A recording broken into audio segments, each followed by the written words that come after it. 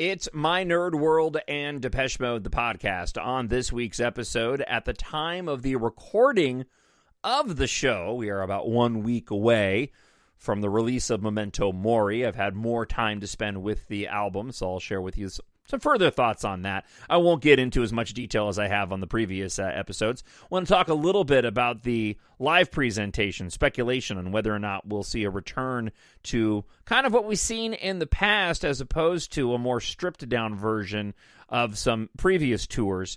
Trouble in the Making of Spirit, the NME article about Memento Mori, talks about the difficulty making that record, which I wasn't aware of. Delta Machine demos got leaked on YouTube, although I think they may have been taken down. I'll share with you my thoughts. We have the fan spotlight this week, and of course, listener feedback. Thank you so much for checking out the show. As always, if you want to support My Nerd World, head on over to Amazon.com or mynerdworld.net. And if you like science fiction, check out the EMBARK science fiction space opera series. 7 books in all, an ebook, paperback, audiobook, free on Kindle Unlimited as well. Follow a ragtag squadron of pilots and one reluctant hero on a journey of survival from Earth to the far reaches of space as they fight for humanity's future among the stars. The lead protagonist in the story, by the way, even though set in the future, is a massive Depeche Mode fan. So you can check those out again under EMBARK, Jon Justice, or mynerdworld.net if you happen to like science fiction. All right, let's get to this week's show.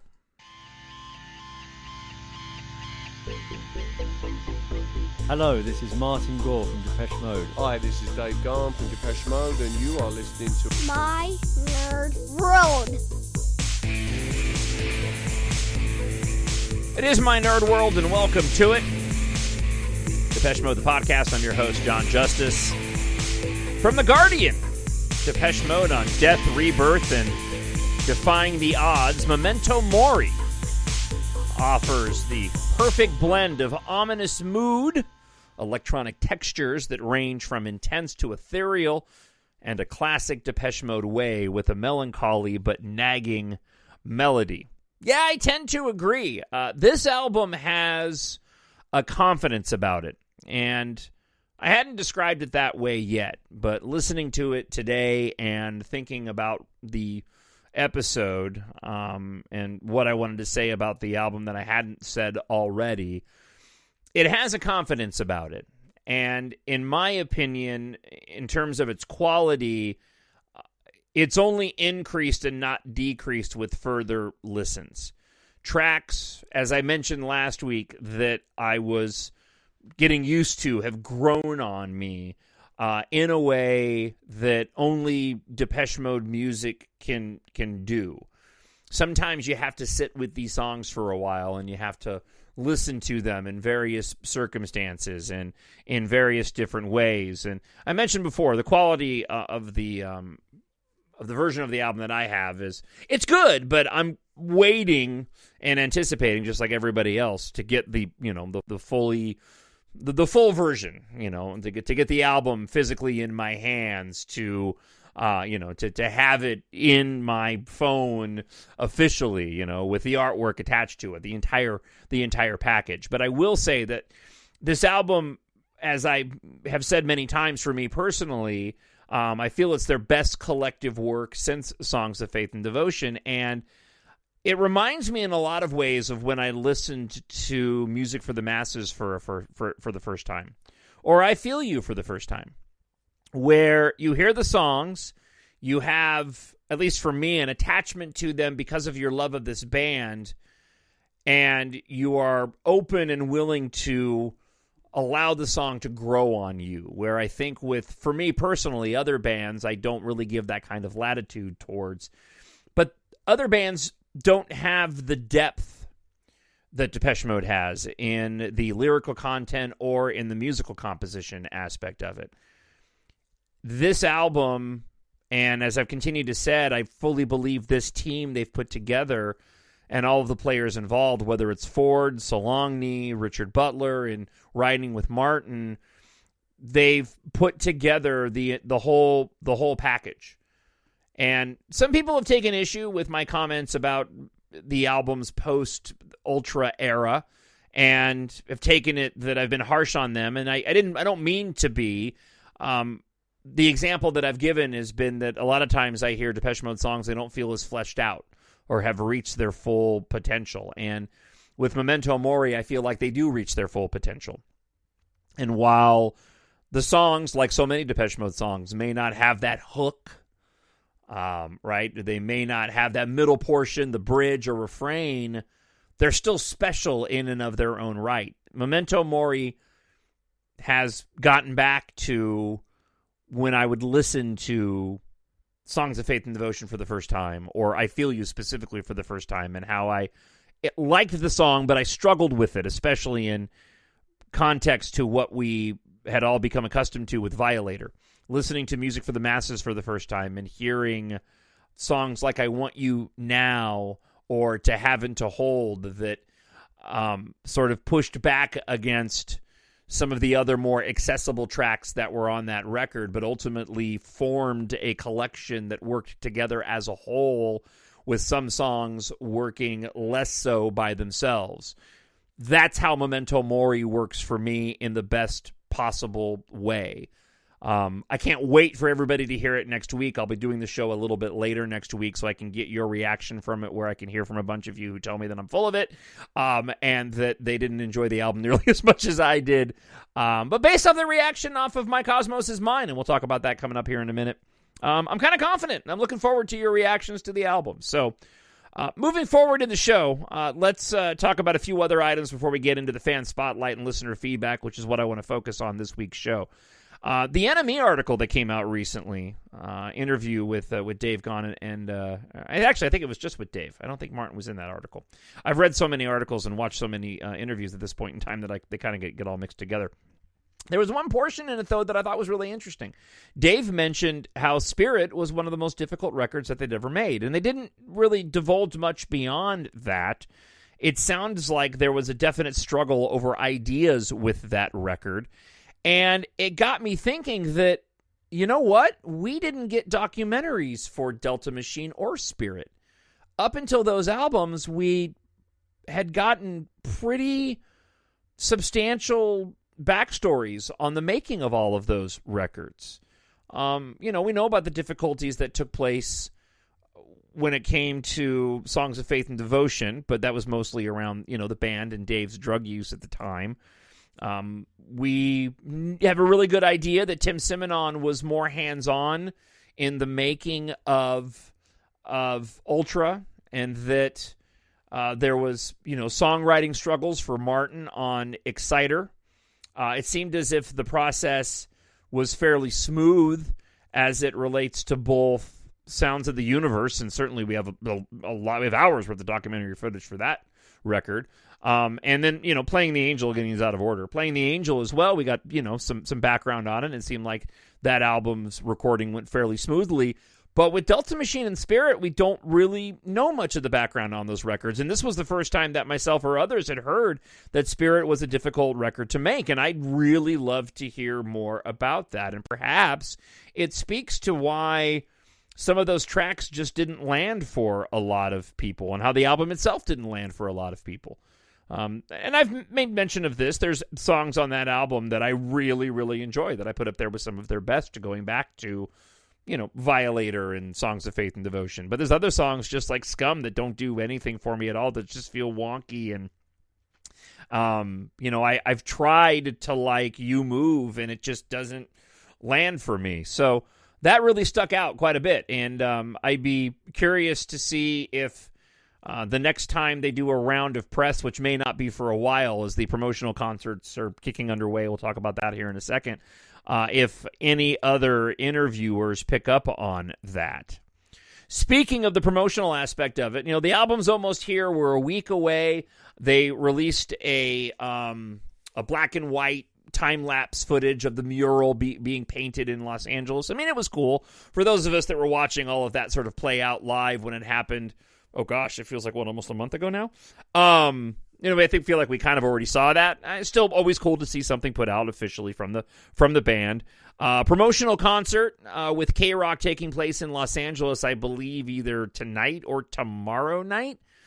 Wondering if they'll do something similar that they did with the Roxy. I went to that show on the Exciter tour, and it was a condensed version of the live show that they did, but it was a full set, and it was amazing. I mean, that was the closest I'd ever been to the band. That stage is only a couple of feet off the floor at the Roxy.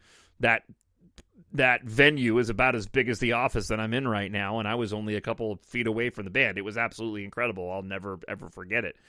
They also recorded a performance with Jimmy Kimmel doing Ghosts Again. I believe that's going to be released sometime in April, so I think. Plus, I know that we have some other performances that were recorded that will not be debuting until next week as well, and we have the BBC show that's also coming up in the next few weeks. Rumors swirling, as a matter of fact, let me go ahead and bring it up while I'm here. I've been keeping it in my mailbox. So, rumors swirling about finally getting the official release for the Ghost Again single. So, I have some dates to share with you. We'll see if this plays out or not. So, we have a single CD release date of March 31st, which will include Ghosts Again, the radio edit, Sundown, which we talked about. The Sundown was recorded, which is a cover of that song, Sundown, you better take care. Anyway, I won't sing it for you. That was recorded for the BBC special, so it's not surprising to see that may end up as a B-side on the single release, although it doesn't sound like we're getting any sort of extra tracks as B-sides, just this cover. On this release date of the track listing that I see here, and I don't know if this has been confirmed or not. So March 31st, Ghosts Again radio edit, which was released with the Sony promotional material that went out to radio stations, including the instrumental. The radio edit is only a few seconds shorter. I have it. It's only a few seconds shorter than the album version, and I prefer the album version. Then we have Ghosts Again Pole version, Ghosts Again Floating Points with Marta Solongni. Then we have a listing of the 12-inch single to be released on April 21st, which includes Ghosts Again remixes, the Biscuits vocal remix, Pole version, Camel Fat remix, Biscuits Thoughtless dub, and then a digital stream release also of March 31st, which includes the radio edit of Ghosts Again, Sundown, and then the mixes that I just told you that are supposed to be on the 12-inch. So this would obviously be the Friday after the release of the album. So we'll see if that ends up turning out to be true. And if you have confirmation on that, feel free to email me, talkshownerd at gmail.com. I would appreciate it. As it relates to the concert itself, I'm wondering what the stage is going to be like. They've really shifted quite a bit over the course of the past few years. So, for most of us that are familiar with the World Violation Tour that had the opportunity, like myself, to go to that concert, I still put it up there as one of the best tours they've ever done. Music for the Masses had backdrops, but didn't really utilize the screens in the way that they started to with Anton's artwork, as they did and have ever since the World Violation Tour.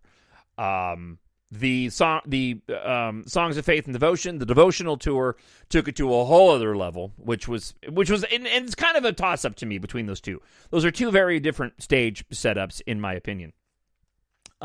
Singles tour, pared down a little bit, had the circus-type structure in the center of the stage with the screens, and then we've kind of had this ebb and flow of the stage design ever since then. Still using of screens, but it's varied from tour to tour. Exciter, we had the screens with an overhang. That changed to one large screen. Then moving over to Playing the Angel, we had a more dramatic stage setup, which, in my view, kind of harkened back a bit to what they did on the World Violation Tour. We had some very interesting dynamics in terms of the way the keyboard setups were, the ball, the communication ball that Anton had put together with the various screens in the background. Really liked that stage setup. Wasn't the biggest fan of Sounds of the Universe. I thought the video work was good, but the large screen with the ball up top just didn't work for me all that well. Really liked Delta Machine. I thought that tour was good. And then with Spirit, we kind of got this it was almost like a hybrid between what they did with Sounds of the Universe and then sort of a single screen in the background, and it didn't have the dynamic, sort of wasn't as dynamic as they did on Delta Machine, where they had the screens that were in the triangle shapes. And so I'm wondering if this tour isn't going to be more extensive in terms of the lighting and the screen work than what we've seen in the past, simply because of the band getting older, Dave getting older, perhaps, and I'm not trying to be rude here. I mean, they're in their 60s now. Dave may be less mobile on stage than he has been.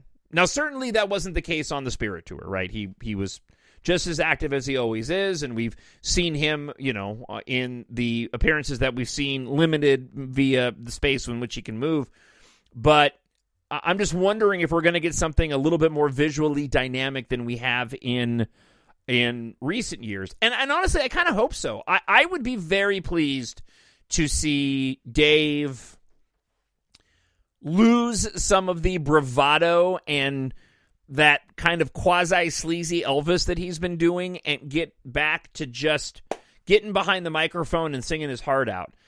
You go back and watch, like, 101, and, I mean, Dave was certainly active. Do not misunderstand what I'm saying here. Dave was certainly active, but the time that he spent behind the microphone just getting into the songs, that seems to have waned a bit. And with it, he's changed up the way that he sings a lot of the songs. And I guess specifically as an example, World in My Eyes, the way that he sang World in My Eyes on the Spirit Tour was just odd to me. When he did that, all there is, I just wasn't buying it. I like it when Dave sings. I prefer less of the getting the crowd involved. I want to hear him. And I know it's great, and when we're there, it's fantastic, and we're all singing it, but when he drops out for whole choruses, like Enjoy the Silence, I much prefer it when he's singing the chorus and when he's having the crowd singing it. So I'm kind of hoping that on this tour that perhaps he pulls back a bit on the theatrics and just gets up there and sings his heart out. His voice sounds as good as ever, and when you hear the album, trust me, man, the album just sounds so good. Like I said, there's a level of confidence in this record. From Dave singing to the layering of it, every time I listen to the different tracks, I hear more and more, and my thought about the song really takes on more significance. Don't Say You Love Me, that song, and I can't wait to hear the fully clean produced version of that, because that song's got, when I talk about it like it's a ballad, but it's got some depth to it. And it's got some layering, and it's got a thickness and a beefiness to it that's really, really good.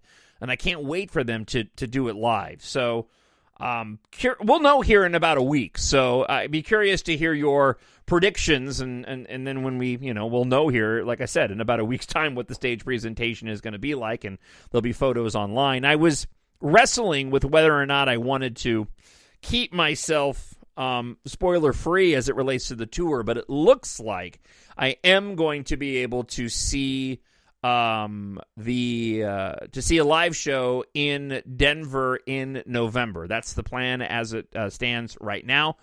Really excited about this amazing opportunity that's been presented to me. So that looks to be the date that I am eyeing. I just need to book my tickets, it sounds like, my airline tickets.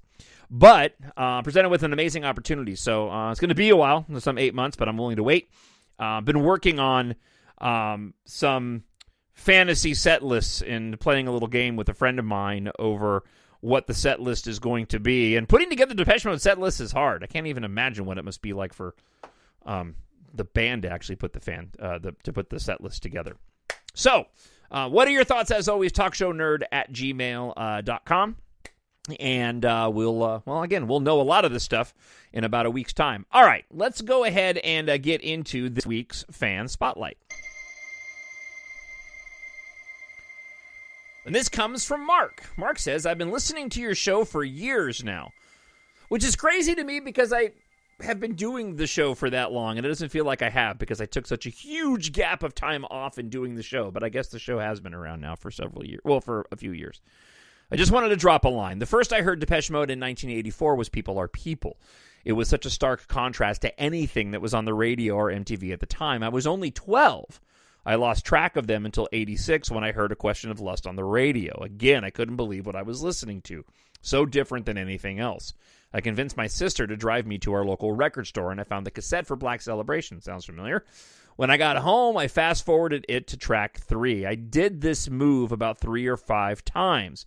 Then I decided I should listen to the whole album. Needless to say, I was taken aback by the sounds, the lyrics, the structure. I was hooked.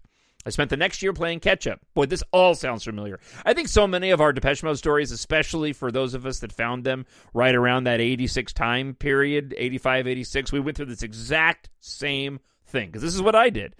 I started playing catch-up with their back catalog, buying anything I could in terms of 12-inch singles, 7-inch singles, remixes. Continues to this day. Did exactly the same thing. I was eagerly anticipating Music for the Masses in 1987. They played at Cow Palace in San Francisco in 87, but I didn't have a license yet, so I couldn't get there. I grew up near San Francisco, California, and I couldn't find anyone to drive me. In 1988, they played Sacramento. While I did have my license, I had no car. There was a girl in my art class that liked Depeche Mode. I asked her if she was going to the concert, and she was. However, she said she was going with her boyfriend, and I didn't feel like I should ask to tag along. I want to stop here really quick and tell a quick, I'll forget if I don't. Tell a quick story. I was in grade school, before high school. I was going to a private Christian school. Okay, it was Arcadia Christian School. And what was her name? Heather? I think it was Heather. There was a girl, Heather. Really cute girl, I remember. We were just friends. I didn't have a thing for her or anything, but she also liked Depeche Mode, I found out. And this was just when I had found the band. Okay. And I had been wiping out at the time. So, I don't know what I would have been, 14, 15 years old. Maybe even, it was sometime around there, 13, 14, 15 years old. And, I found out she was a fan of the band, and I remember that I didn't realize what I was doing, but I passed her a note in class, and I thought I was being funny. And I didn't mean it this way, but I passed her a note in class, and I just wrote, "Let's play Master and Servant." And I thought I was just being funny. You're a Depeche Mode fan. I'm a Depeche Mode fan. I wasn't thinking about what that would actually mean and what that intended. And yeah, she didn't talk to me for a little while. I think I creeped her out. Never forget that. Don't remember much else from that time period, but I do remember that. All right, getting back to Mark's fan spotlight email this week. Fast forward to 1990, and a friend of mine worked at a local record store, and this store was a Bass Ticketmaster location. I was able to get 3 consecutive tickets for World Violation, 2 at Shoreline and 1 at Cal Expo. Out of high school, I had a part-time job working for Bill Graham Presents. Wow. I would work the front of the stage or aisle for most concerts in Sacramento or the Bay Area. While I never got to meet the band, I was able to get in early at the Cal Expo in time to watch them do a sound check. That's awesome. I used my BGP credential laminate to get in and acted like I was moving some barricades around. For the sound check, they did Halo and A Question of Lust. What's interesting about this is that they never did A Question of Lust on World Violation. Anyways, for every tour after that, I've seen them 2 or 3 times per tour, all of the Bay Area shows and Sacramento shows. I recall you mentioning you saw them for the Exotic Tour and the Devotional Tour. Yeah, I was in Sacramento, Shoreline, and Concord Pavilions. Yep, I was there too. Probably World Violation was the absolute favorite experience, but I saw them on the Global Spirit Tour in Sacramento and was just blown away. Not going to sugarcoat it, but I got a little misty-eyed with Everything Counts. So for this tour, I have tickets to Sacramento, Las Vegas, and San Diego in December. Keep up the great work. I wrote this last night, and I was going to send it in the morning. Well, My Cosmos Is Mine unexpectedly dropped in the morning. I don't think this is a single, but a little something to generate excitement. What to say? I love the direction of the song. Very atmospheric, very open. Very unstructured. I love the modular synths in the background. Lyrically, it's a bit Spirit-esque. I'm hearing a lineage of my little universe, and welcome to my world, Mark. Thank you so much for that and the fan spotlight this week, Mark. We'll get into a little bit more of My Cosmos Is Mine and the rest of the listener feedback, but I do appreciate that. All right, so before we get to listener back, I want to talk a little bit about these Delta Machine demos that got dropped. So apparently they're gone. I just went looking for them to point you in the direction on YouTube where you could go and find them. And as I do a search, I cannot find them anymore. They don't even show up in my history anymore. So I'm wondering if these got taken down or the person that had the account, which was a generic account, it looked like, had just simply decided to go and yank them down. I don't have any audio for it. And again, I didn't want to... I was considering putting it on the show, but I didn't want to get dinged with the cease and desist. The demos were very, very interesting.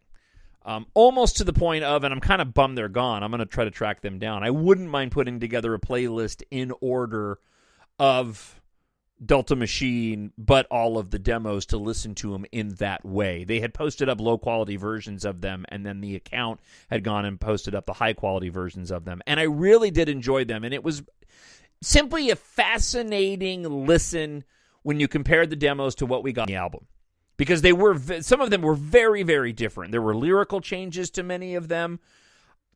A few of them, like My Little Universe, which the Delta Machine version I like quite a bit. I could see how that song could have sounded very retro based off of the demo. I'm not going to say that I liked the demos over the album versions. I maybe perhaps liked the direction of some of the demos more than what ended up on the album, but what's clear to me is that they were definitely going for a specific tone for Delta Machine in the way that the demos did sound dramatically different from one another. Not all of them, but some of them sounded dramatically different from one another, and when you listen to them on the album, those songs all fit together nicely on Delta Machine. The blues aspect of Delta Machine was certainly added to those songs based off of what we heard from the demos. It's interesting to sort of hear the direction these songs end up taking. I saw some criticism online on the Halo forum, and I'm not going to take credit for this particular comment because somebody else made it. I just happen to agree. Some people were complaining, and I guess I've done this to a certain extent before in the past, and perhaps I should probably go and change my opinion on this because I may have been a little bit off. But in being too harsh on some of the producers and blaming them for the sound of the record, because somebody pointed this out on the Halo forum, and I agree with what they said. You know, the band has final say in the way that these albums end up sounding. It's not just, Ben Hillier or James Ford or, Mark Bell or Tim Simonon. They all have their own touch and approaches to the way that they produce these records, but ultimately it's the band that decides at the end of the day how these songs are going to sound. So if they sound a certain way, it's on them. This is how the band wanted these records to go and sound, and it was a really good comment, and it just struck a chord with me because I think I know that, and I agree with that, but maybe in commentary before I've made comments that may have leaned a little bit too harshly on the producer element of some of the songs. In the criticism that I've had, and I've even mentioned earlier on the show, of some songs just not feeling fleshed out, and Angel is one that pops into mind. I love that song, but it still feels a little bit demo-esque to me. But the band would have wanted it to sound that way. They signed off on it, so just interesting. So if you have a chance to hear those demos, or you heard them, I'd be curious to hear your thoughts, and some of you wrote to me as well with listener feedback. So let's go ahead and get into that now on the show. If I sound like I'm rushing, I'm trying to do a faster show. These always go long, and I want to keep them short, and they just don't end up being short. All right, let's run through your listener feedback. Rich101 writes, I think bringing in Richard Butler of Psychedelic Furs to co-write with Gore was a great move. You can hear his pop sensibilities shining through on Ghosts again. A much-needed breath of fresh air. Can't wait to hear the rest of the album. Two of the best songwriters of our time. A true dynamic duel. And I'm very interested to hear what people's thoughts are on those Richard Butler tracks because they did have an influence. You'll hear it. And it still sounds like Depeche Mode, but and I don't think you would have known that. You would have thought, I wonder if Martin had another writer on this song, if you didn't already know that Richard Butler was there and helping him write. But now that you know that, it's a little hard to separate the two out, so I can't wait to hear what you think. Cyber Zero writes, I've listened in loop the past 2 hours talking about My Cosmos is Mine. It needs to grow on me. I don't dislike the song. In fact, I love the rhythm, the dark, the lyrics, Dave's voice. But I hate, I'm sorry, the part no more, no more, no more. It seems completely out of tune, but I hope it grows on me, and I'm waiting for the album. Yeah, a lot of people are echoing what I had said in my review a few weeks back of that song, in that, again, it's not a song that I'm going to listen to on its own, but as an opener and almost an instrumental, to me it absolutely works. That's what I feel My Cosmos is Mine is. That's why I was so surprised when they released it last week, that, you know, as a single, but some people have mentioned this, and I'll get ahead of myself and say it right now. Some people have said that this was more of like a sort of a preview of the album, less a single and, you know, more of a first look kind of deal. James Rigby writes, you may say it's a surprise to have My Cosmos is Mine as a single, and while the timing of the release, the sounds and the lyrics of the song are quite surprising for a single, however, it may have been planned all along. Let's not forget the other snippet we got in that snippet back in October was My Cosmos is Mine. Maybe we already had an inkling as to the first two songs of the singles, but obviously they didn't, didn't realize it. And, sorry, I played the wrong one. Yeah, so this was the snippet. And you can hear, if you listen, it's right towards the end of the song after Martin does his part. It's not until the beat hits. It's buried in the mix. I hear it every time I hear the song now, but it's just clearly This is actually kind of cool to me, too, because we kind of have, like, a bonus track. It reminds me a little bit of, like, Breathing in Fumes. Turn it down, I'm, like, screaming over it. You have volume control, John. That was my inner monologue. But it's kind of cool, because we kind of have this, you know, like, 30-some-odd second little single. Because this is in the mix, but it's not exactly like this. So, it's kind of cool. All right, let's get back to the listener feedback. Again, I'm trying to keep it short. Thank you, James Rigby. I appreciate the comment. Jack87 writes, I love the fact how My Cosmos is Mine picks up right where Fail ended. World is still in chaos and pretty much blanked up. And the battle between good and evil goes on. Wow. That's dark, but nice take there. I appreciate that. All right, Michael P. writes, wow, all I have to say, wow. First, I'd like to thank you for all of your doing for this podcast. Thank you. I'm a lifelong DM fan since 1986. Gen X rules. I also live in Downey. Know it very well in Los Angeles. My family owns an Italian restaurant since 1959. I've listened to all 82 episodes in chronological order while rolling dough at work. I've done 82 episodes? I have not done 82 episodes. Have I really?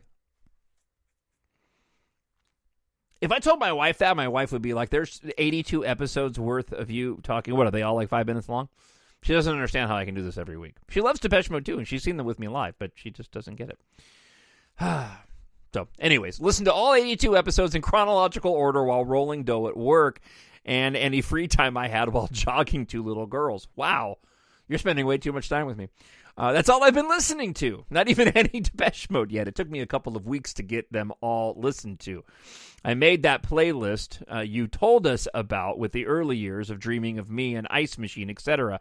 I wish I could have gone to the Rose Bowl concert, but my mom wouldn't let me. I was only 13 years old. I wanted to mention that snippet you play from the song Painkiller. Yep. Reminds me of the Death Troopers from Rogue One. Ah, fellow Star Wars fan. Yes. Join us. All right, so I know we've got Star Wars and Depeche Mode fans out there. Does anybody else fill the trifecta of being a Star Wars, Depeche Mode, and NASCAR fan? You don't have to. I just get tickled whenever I see a Star Wars and Depeche Mode fan. All right. I love all the info you give us. Thank you so much, Michael. I'm not on social media, so all that you give us is very helpful. That's good. Keep doing what you love doing, and we love hearing. I love that Martin and Dave snip on My Nerd World. Oh, you mean this one? Hello, this is Martin Gore from Depeche Mode. Hi, this is Dave Gahan from Depeche Mode, and you are listening to My Nerd World. If my 16-year-old son, who was, I think, like 6 or 7 when I recorded that, knew that I was still using that, he'd be so mad at me. Saucy Wonder writes, I love this dark sound from Memento Mori. It's like old the Depeche Mode in new version. Dave's voice is amazingly powerful. Thank you very much. And I agree with you. I appreciate the comment. Okay, James writes, I just heard the album track My Cosmos Is Mine that was just released. Not bad, but it doesn't give me the feeling I got with Ghosts Again. I've heard the live versions of My Favorite Stranger and Wagging Tongue, and they sound pretty good and engaging. Those songs have grown on me in a big, big way, by the way, especially My Favorite Stranger. I was lukewarm on both of those tracks, and I love them now. Ultra is an amazing album with flawless sound design and one of the best DM songs post-Alan. It's no good. I don't agree with John here that Ghosts Again is the best single since Enjoy the Silence. Songs of Faith and Devotion has iconic DM songs, too. Yeah, I agree. My opinion would be Ghosts Again is the best since Precious, maybe. Spirit and Delta were bland albums, to say the least. I know John was all about Spirit when it came out, too. Yeah, I was. I changed my tune on that. I was hyped. Memento Mori's better, trust me. David Atwood writes, I would like to see People Are People in the set list because it's been since 101 since they played it live, so that would be cool. Plus, it was the first song that they ever heard by Depeche Mode in 1984, and then I went out and bought Some Great Reward, and I've been a huge fan ever since. I would be giddy if they did People Are Good and People Are People back to back. That would be amazing. D-Mode Kiwi writes, I don't think this will be the next single, this is what I was mentioning before, but another taste of what to expect. If it was to be, then it's like the reverse of the decision when they chose not to release Fly on the Windscreen as a single, which Alan pushed for, but was voted against. So if they have released this, then it's quite different. But isn't the track that Fly on the Windscreen was? I still like it. It's growing on me. Atmospheric is a great descriptor. Yeah, again, I consider it more of an instrumental. I know it's not, but I just, honestly, getting radio play. I just think the band wanted to give you a taste of a little bit of what's to come. Now, that being said, there isn't anything really else on the album that sounds like My Cosmos Is Mine. So that's about as atmospheric and ethereal that you get on the record. Beyondness writes, to me, this is a sibling song to My Universe. Same theme. I like both. Don't play with my world, don't mess with my mind, don't question my space-time, my cosmos is mine. Don't toy with my heart, don't knock down my shrines, don't alter my headline, my cosmos is mine.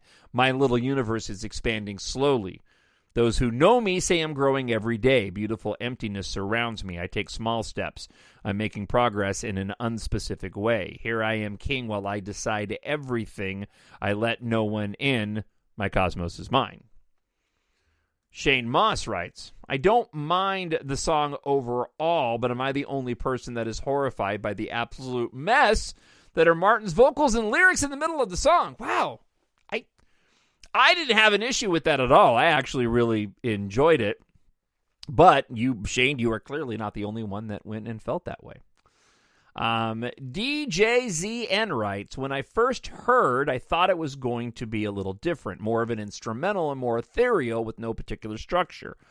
The no chorus structure and the twist was a bit where I think it did not go quite well. But I like this. It sounds like Black Celebration, a little bit like Songs of Faith and Devotion, kind of a mix between the two. Perhaps James Ford thought, how can I get to produce this a way Alan would have? Recently, I came across Sonio Minutes, Sonio Minutes, Alan Wilder expansion mix, and Alan transformed that track, which is okay, into a glorious masterpiece. All I feel for sure is that we'll have something better than Spirit. Yes. Delta Machine. Yes. Sounds of the Universe. Yes. Perhaps on par with Playing the Angel, a little better. Can't wait to purchase this. Yeah, I think it's better than Playing the Angel. I know that album ranks high up on a lot of people's lists. I like that album.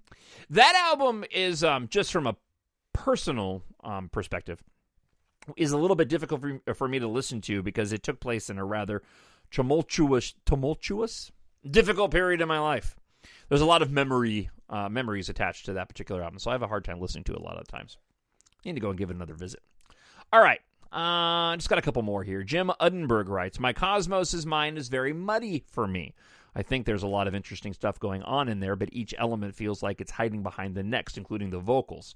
I think I'd love this song if it were mixed differently. For now, I'm about a 4 out of 10 for comparison. Ghosts Again was an 8.5 out of 10 for me. Chad 4D Sketch, Chad writes, just a side thought, it occurred to me while listening to My Cosmos' Mind as it harkens back to I Want It All with the minimal beat and static noise. Obviously very different vibes, but what do you think? Yeah, I could see it. I actually like that song quite a bit. That used to be my go-to listen to at bedtime song until Cover Me took over that. Lately it's been the instrumental version of Ghosts Again. It also has that dramatic sometimes, maybe not the same as Clean or Caroline's Monkey, but I like how that's sung. And just a few more here. Jay writes, does the intro for the song. Thank you very much. My Cosmos' Mind will be the show opener. Will My Cosmos' Mind be the show opener, as it misses that kick and build of energy towards the end unless they add in some drums for a live version. I know since Black Celebration, with the exception of Music for the Masses and Songs of Faith and Devotion, the first track on the album usually opens the live show. As I've not heard the album yet, I don't know if there is a better track to open the show. It also sounds like it is a track that is suited for a 1-4-1-2-3-4 point in the album. Take Violator, for example, Sweet as Perfection, Waiting for the Night in Blue Dress, and where they all fall in the sequencing. So, I can see My Cosmos' Mind opening up the show, but I wonder if they do something akin to what they did with Higher Love on Songs of Faith and Devotion, where it starts off very dark and then they kick in. My expectation is that it's going to open with My Cosmos' Mind, and then they're going to do Wagging Tongue or My Favorite Stranger. Typically, the band starts with 2 songs off the new album. My Cosmos' Mind is the clear frontrunner, in my opinion, unless they open up with Speak to Me. But I could see them closing the tour or closing the show with Speak to Me if they take an approach like they did with the encores when they were doing either Waiting for the Night or Goodnight Lovers at one point in time. So I don't see any other song on the album that could potentially be the opener, unless they just decided to open up with an instrumental and then they flew into, like, People Are Good, which would be an odd choice, but that would be pretty rad. That song kicks butt. It's really good. I can't wait for people to hear that song. All right, Jay continues and says, like Black Celebration and Exciter, this is an album that sounds like it's going to be best listened to in the dark with the curtains open looking out into the night sky. Yeah, I can give it to you. And don't forget, in April, there's a special performance of 3 songs, including the cover version for BBC with an orchestra. I mentioned that earlier. Let me see. Oh, yeah, so here we go. This is where, okay, so he mentions sorry, I don't proofread any of these. So he was talking about the Delta Machine demos. They leaked Manny Rotex, Routx. So let me just go ahead and let me do this. So I paused the show and I went to look, and yeah, the YouTube demos that were posted by Manny Rotex were taken down.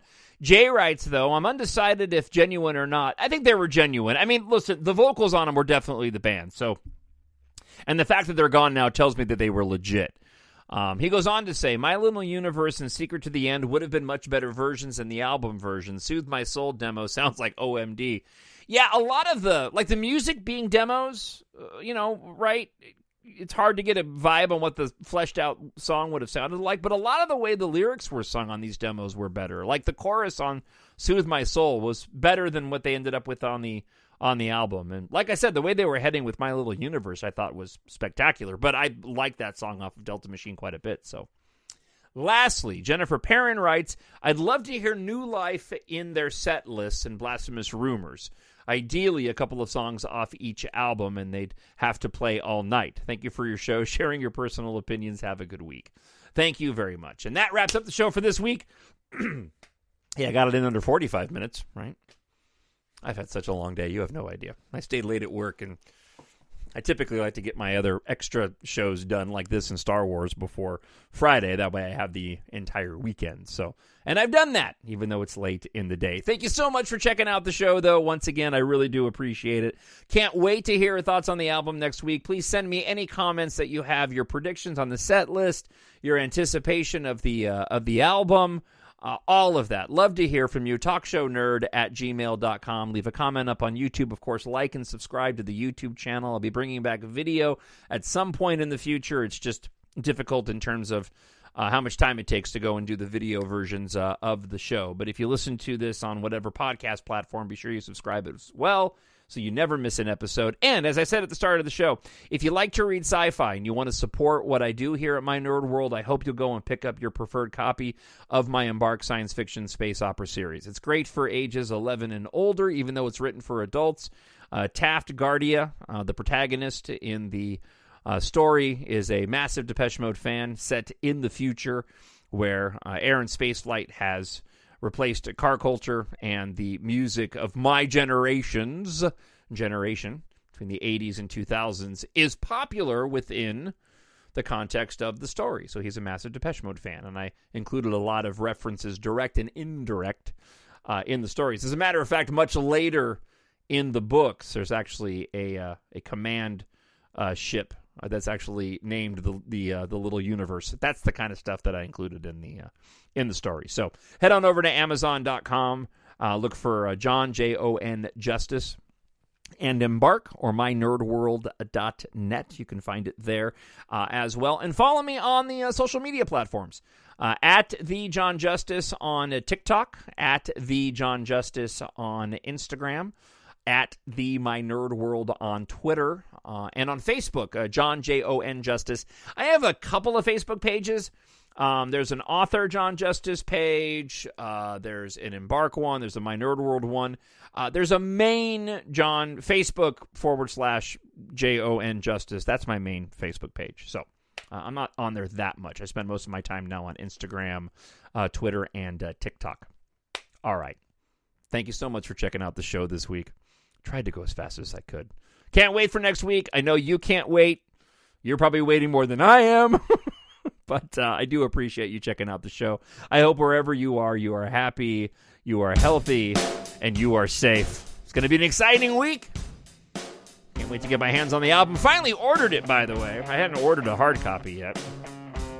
So I ordered the deluxe edition. I doubt it's going to be here on the 24th. We'll see how that shakes out. So we'll talk to you again next week. Thanks for listening. Bye.